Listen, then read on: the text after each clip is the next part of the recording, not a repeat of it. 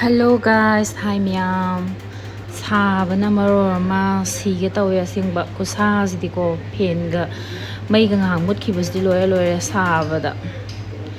The miyam si haugadra hauniko adu masi semasi. Koigi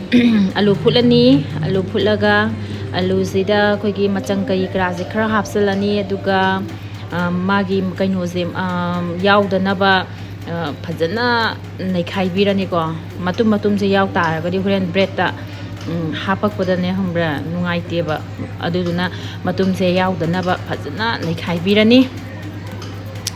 aduga yam hawe haidi si adum changanga adum thaga chaba yam hawe ba khoidi nuti gi sai hai tare ko aduga bread se khara lauthokpirani aduga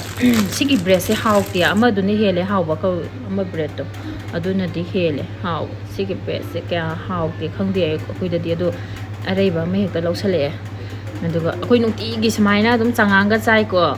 changanga nungdinda adum thai adu ayukta thakpasu dum yawe smain tawra kanda aduna si sauce khara kanoda khogi bread sida taibirani ko aduga taira kanda ngasai alu hakibodo alu nai khai gibodo adudo bread sida tam na napsan birani napsan biraga cheese ni ko ma sigi ango bain happy je si se hapaga yam hawe chabada ndo se maina happy ra kanda bread ani se non senara kanda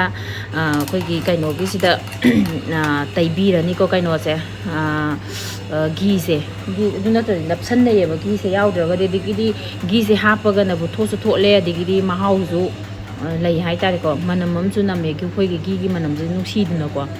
das maina hapaga sa ba yam thina hawe maina loina masing su na ba hedi mai ma gi ka se loi taibirani ba duga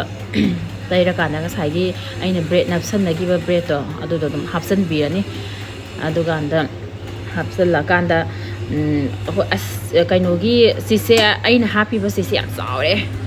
ado napsan birani do napsan birakanda dum smaina hapaga thambirani do to mulle smaina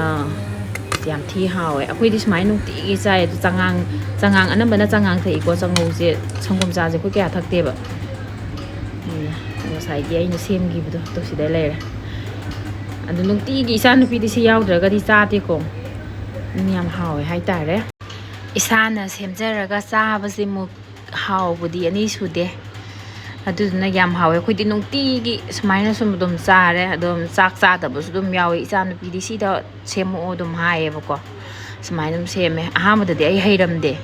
ado aina isi amadegi sum hanga ma di nungti gi smaina semaga sae ba ado aina yeptu tabiki su yengba tandana smai tawro ise na hairakpadi chai ko how dudi laitre yam hawe changanga thaga cha basidi as haw hora jane duga khoi di sangom cha je suk thakte thaksia de bai san pi su thaksia de adigi mapa su thakte ai su thakte ba aduduna ne sangom je pora ga dum manga ga dum to toini dei se basu dum yawe aduna smaina chare yamna hawre ado aina voice isana semjare ije kaino tobune pen je khoi makhon ja ngai te ba ko ka yam lawe ba okay ma'am bye